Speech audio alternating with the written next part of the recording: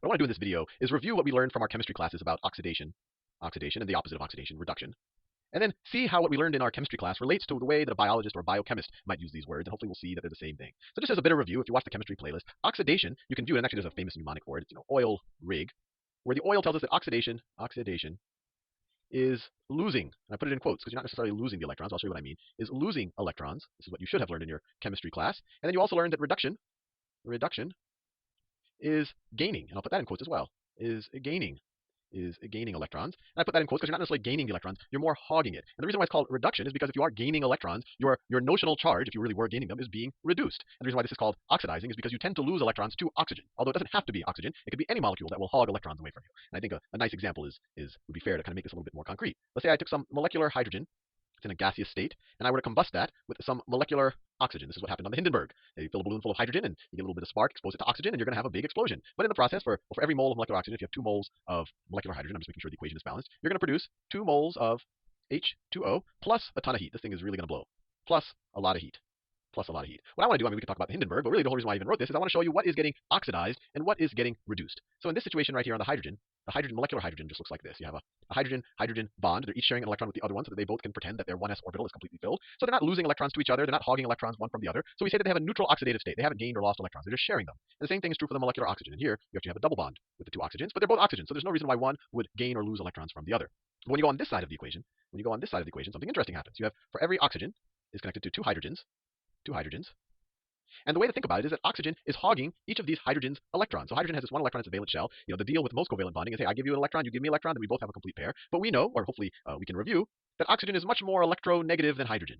This is a little bit of glucose reminiscent that is left over from our cellular respiration video. You can ignore it for now, but I'm actually going to connect all this in a future video. But if we look at our periodic table, if you remember from the chemistry playlist, electronegativity increases as we go to the top right of the periodic table. These are the most electronegative elements over here. These are the least electronegative. And all electronegative means is likes to hog electrons. Let me write that.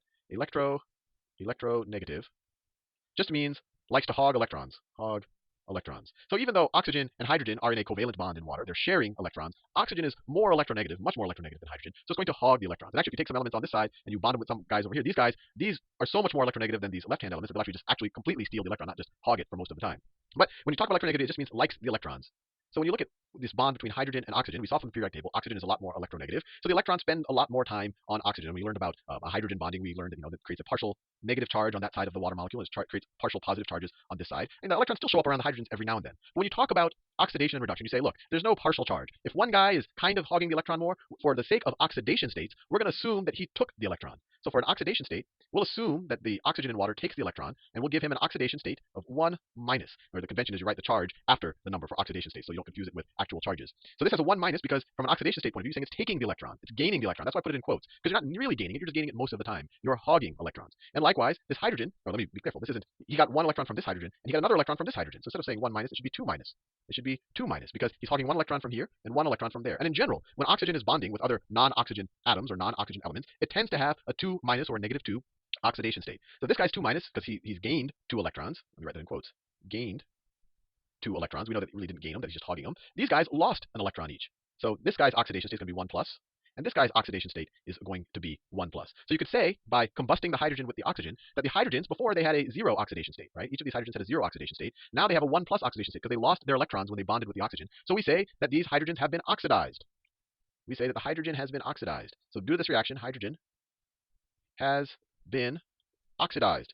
Why has it been oxidized? Because before it was able to share its electrons very nicely, but then it bonds with oxygen, which will hog its electrons. So the hydrogen is losing its electrons to the oxygen, so it's been oxidized. Similarly, the oxygen, due to this combustion reaction, due to this reaction right here, has been reduced.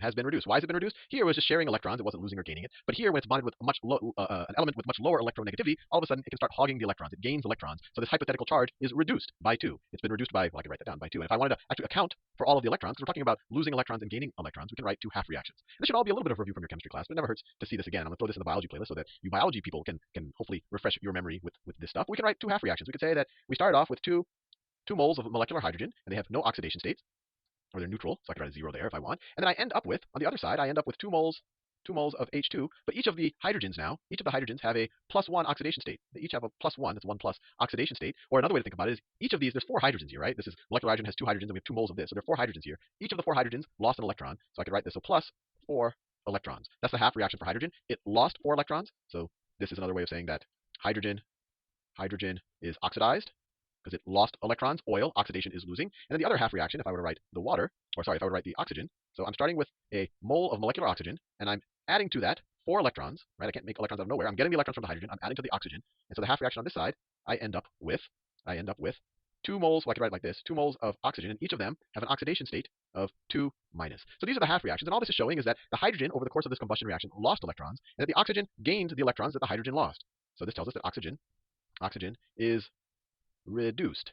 Now, this is all fair and good, and this is all a bit of a review of what you've learned in chemistry class, but I'm going to make things even more confusing because I'm going to introduce you to how a biologist thinks about it. So, and it's not always the case. Sometimes a biologist will use the definition you learned in your chemistry class, but a biologist, or many times in many biology textbooks, they'll say, and this used to confuse me to no end really, that oxidation is losing hydrogen atoms, and reduction is gaining hydrogen atoms. And at first when I exposed this, I was like, I learned it in chemistry class. They talk about electrons, hydrogen atoms. It's a proton and an electron. How does it relate? And the reason why these two definitions, this is really the whole point of this video. The reason why this definition is consistent with this one is because in the biological world, let me write this here. In the biological world, hydrogen is what tends to get swapped around, and it tends to bond. It tends to bond with carbon, oxygen, phosphorus, nitrogen. And if we look at the periodic table, and we see where hydrogen is, and we see where carbon, nitrogen, oxygen, and phosphorus, and really all of this other stuff is, you see that all of the stuff that in biological systems hydrogen tends to bond with, the things it tends to bond with are much, much more electronegative. So if a carbon is bonding with a hydrogen, the carbon is hogging that electron. And then if that hydrogen gets transferred to an oxygen along with the electron, the carbon will lose, it lost the hydrogen atom, but it really lost the electron that it was hogging before. And now the oxygen can hog that electron. So these are really consistent definitions. And the whole reason why I showed you this example is because the biological definition kind of doesn't apply here. I mean, you could say, well, oxygen is definitely gaining hydrogens in this reaction, so we can definitely say that oxygen is being reduced still, according to the biological definition. But you can't really say that hydrogen is losing hydrogens here, right? In this situation, hydrogen is just losing electrons. It's not losing itself. I guess you could say it's losing itself because it's being taken over. But the biological definition just comes from the same notion that when hydrogen bonds with most things in biological compounds, it tends to give the electrons. So if a carbon loses a hydrogen and gives it to an oxygen, the carbon will lose that hydrogen's electron that it was able to hog, and now the oxygen is hogging it. So the carbon would be oxidized, and the oxygen would be reduced. Hope that doesn't confuse you. In the next video, I'll show you a couple more examples. And the whole reason why I'm doing this is to apply this to cellular respiration, so that you don't get confused when people talk, say that, oh, the NAD is being reduced when it picks up the hydrogen, or it's being oxidized when it loses the hydrogen, and so forth and so on. I wanted you to see that these are the same definitions that you learned in your chemistry class.